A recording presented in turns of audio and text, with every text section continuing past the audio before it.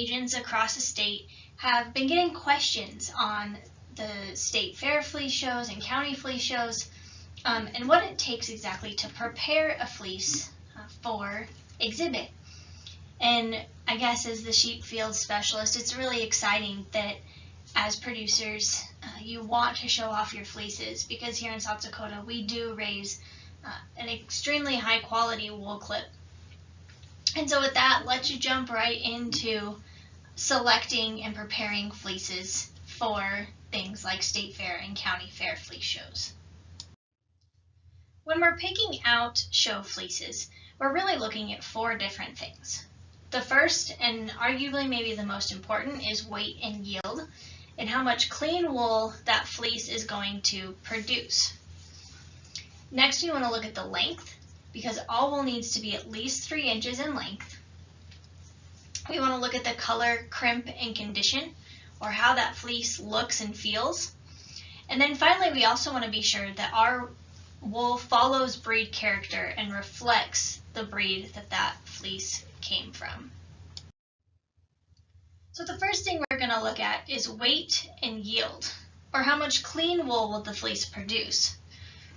Weight and yield are very much so tied together, because sometimes you can have a heavy weight fleece that's simply just dirty. And so we can start by looking at that just from a visual standpoint. If you were to pull a lock, how much dirt is actually down in that wool, or what we would call dirt penetration?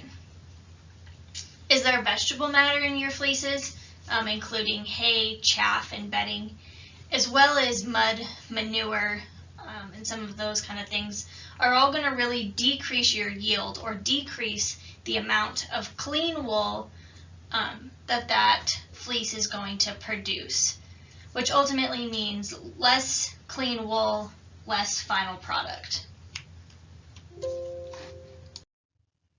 Luckily, we can improve our yields.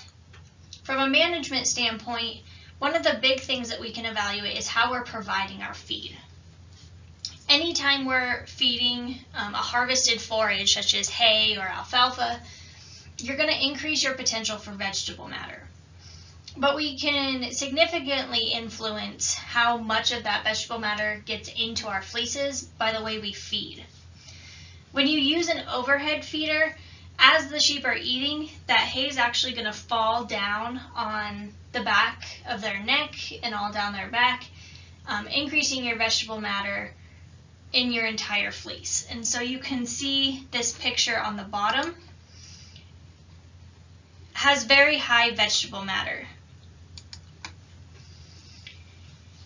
Also, we can look at our housing and facilities, and they need to always be clean and dry.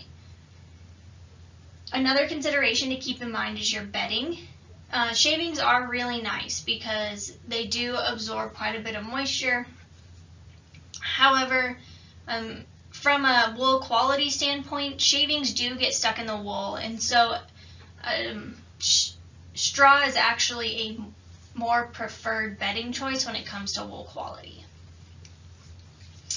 Additionally, if your sheep are housed in dry lots, that can also increase the amount of dust and dirt that are in the fleece. Sometimes we just don't have any other option, or if we're shed lambing or supplementing those ewes through the winter in a dry lot, that's okay. Just keep in mind that you might see a little bit more dirt in those kind of settings.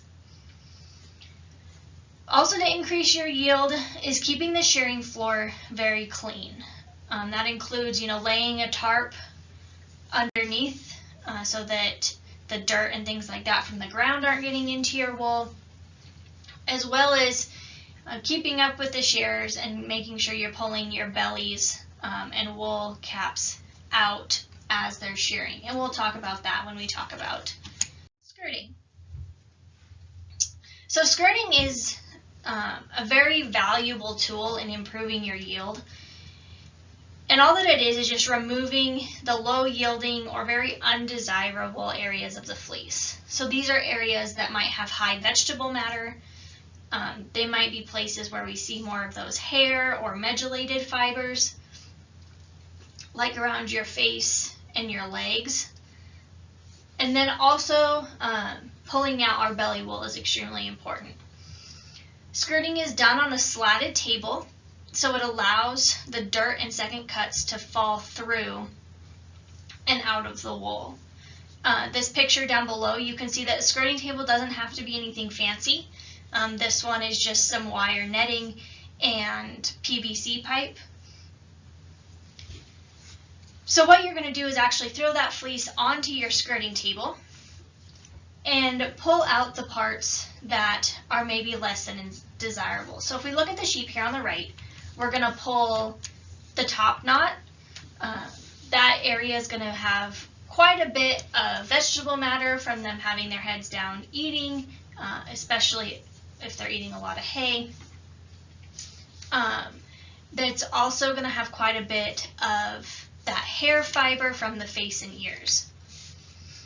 If your sheep do have wool that kind of creeps up onto their face, that's indicated here as the eye clip. That should be removed as well.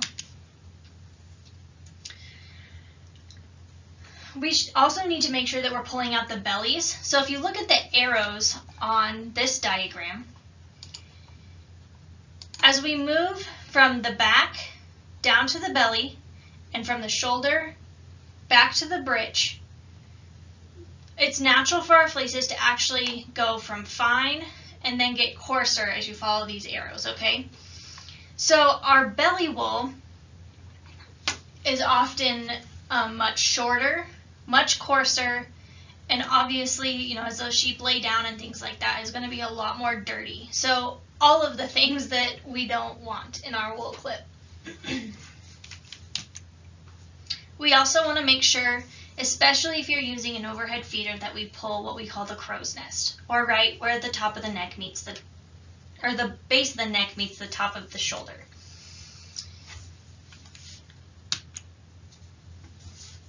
Additionally, you know, as that fleece gets coarser towards the breech, we want to focus there, not only because it's coarser, but also because oftentimes we'll have a lot more mud, manure tags, and things like that.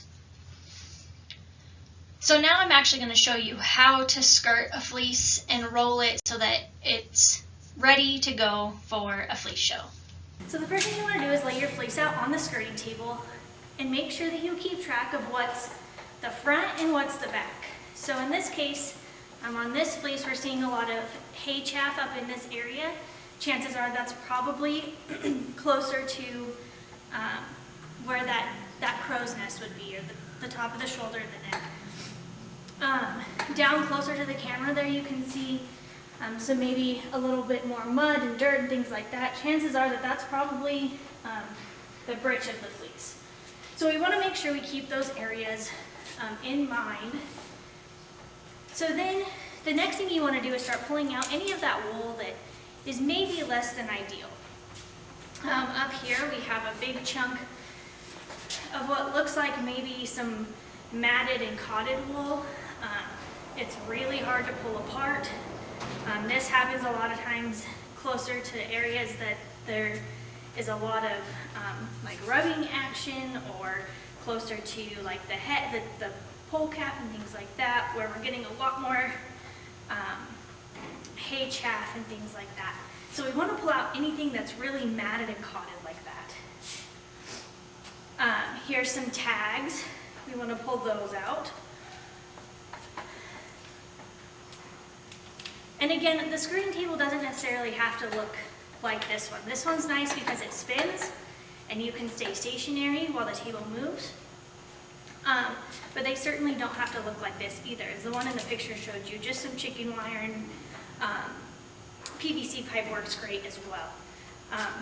Here's some more manure that we want to pull out, or those tags.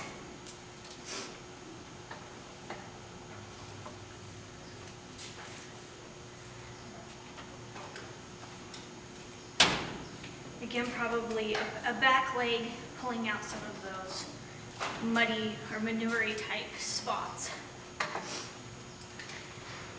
As we move back towards the top of the fleece, there's a lot of hay chaff in this fleece. Some of that you can kind of shake out and is going to fall through the bottom of your skirting table. But if there's really large quantities of it in some areas, you can just go ahead and pull those out.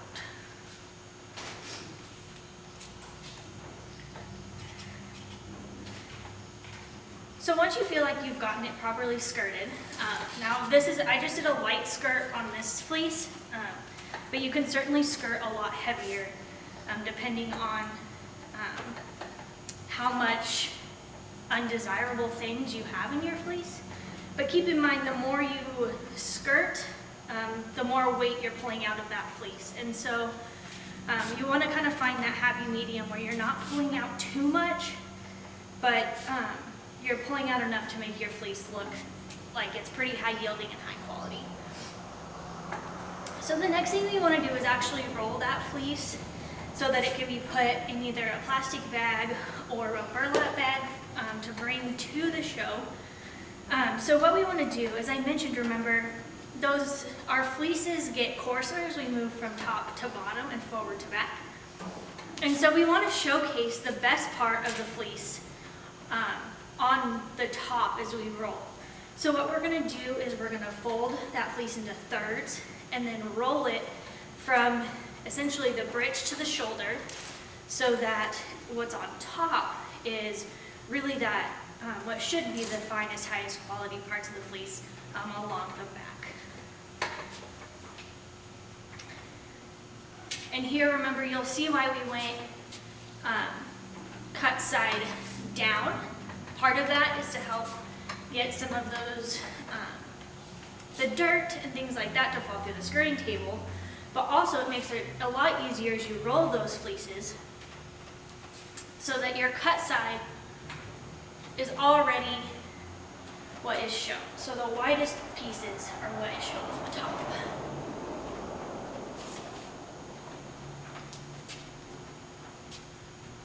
So as you can see, closest to the camera, that's probably our bridge. So that's going to be the most dirty and the most coarse part of the fleece.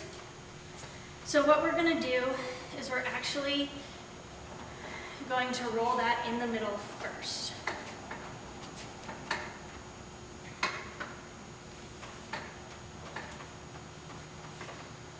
And it doesn't have to be rolled exceptionally tight.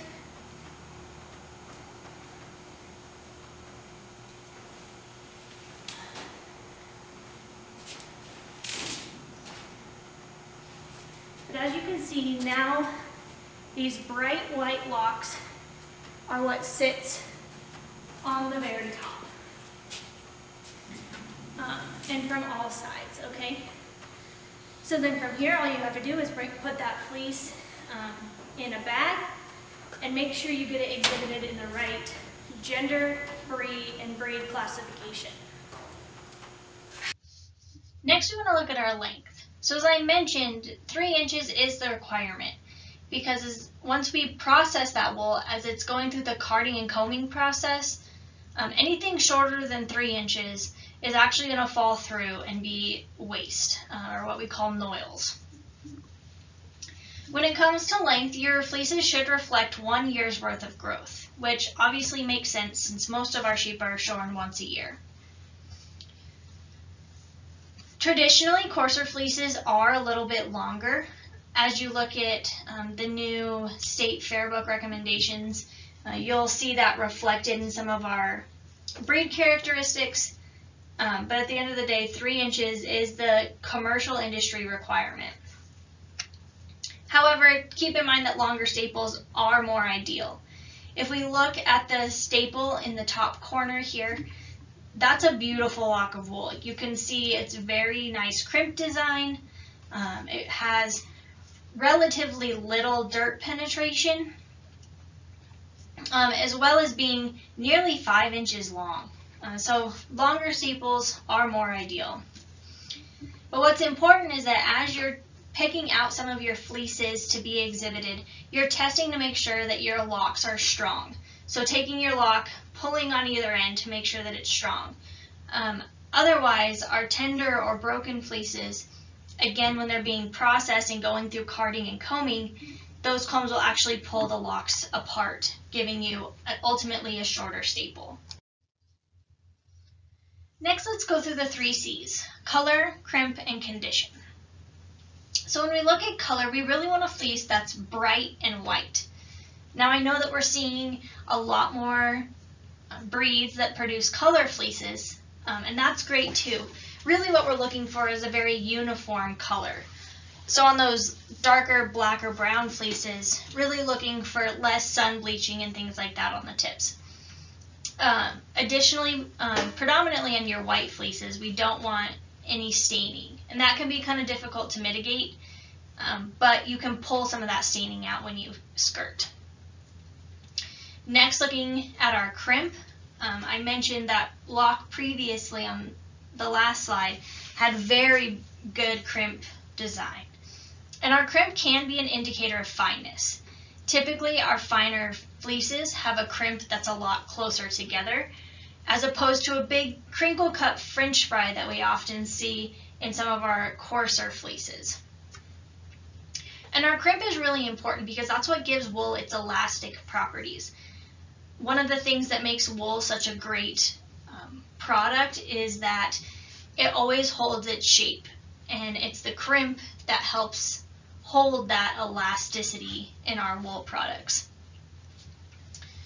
So you don't want fleeces that almost look like they don't have any crimp whatsoever.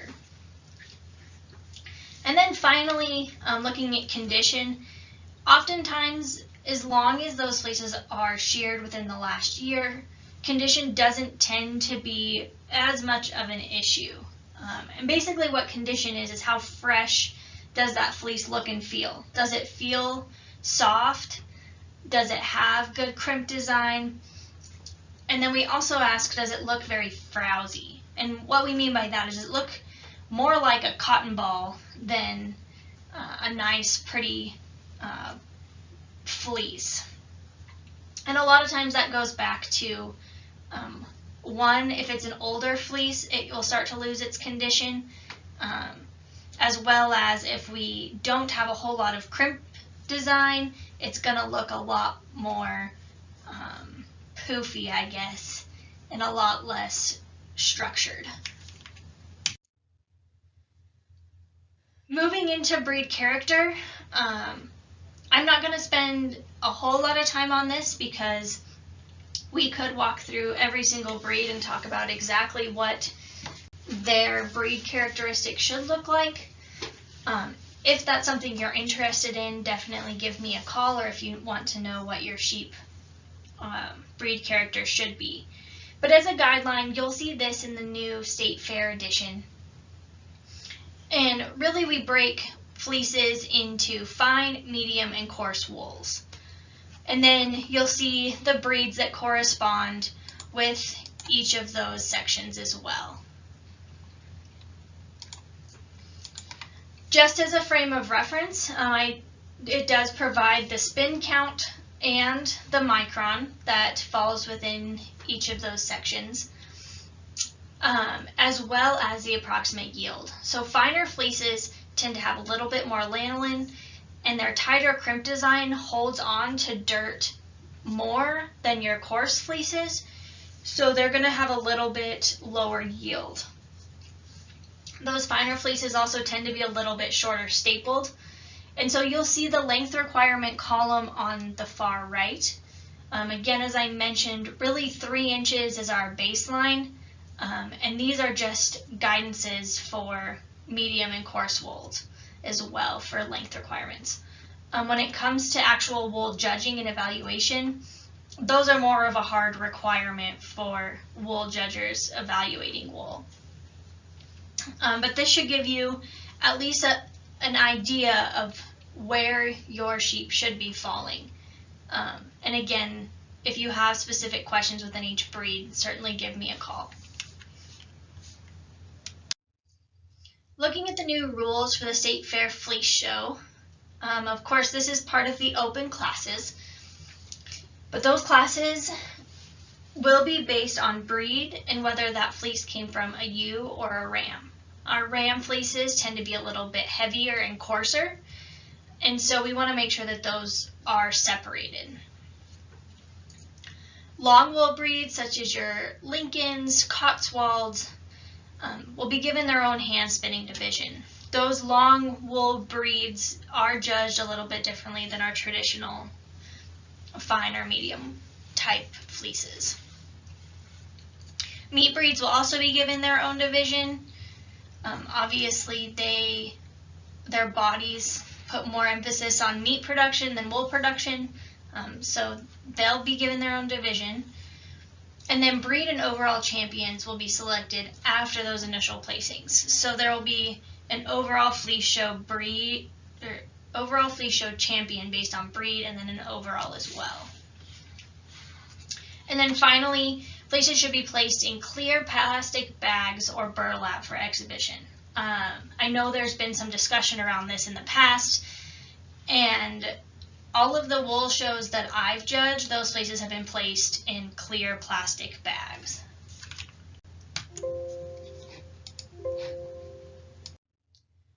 I also want to touch just briefly on storing the fleeces until the fair. Obviously, most of us are not going to be shearing those sheep in August right before state fair. So it's important that those fleeces are stored somewhere cool and dry, and that the bag is closed. If those fleeces are stored somewhere with a lot of heat and moisture, that's actually going to felt your wool and ruin it.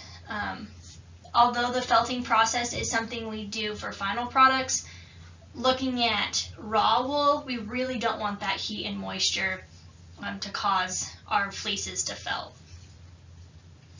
And then tying the bag closed is also mostly just important because we don't want stuff getting in the fleece. Moths tend to really like wool, as well as, mice or other things. So just making sure that we're taking care of those fleeces, storing them somewhere cool and dry so that they look their best at fair. And so with that, if you have any questions, please feel free to reach out. I'd be more than happy to help talk through prepping your wool or where it needs to be classified. Certainly don't be afraid to reach out. Thanks.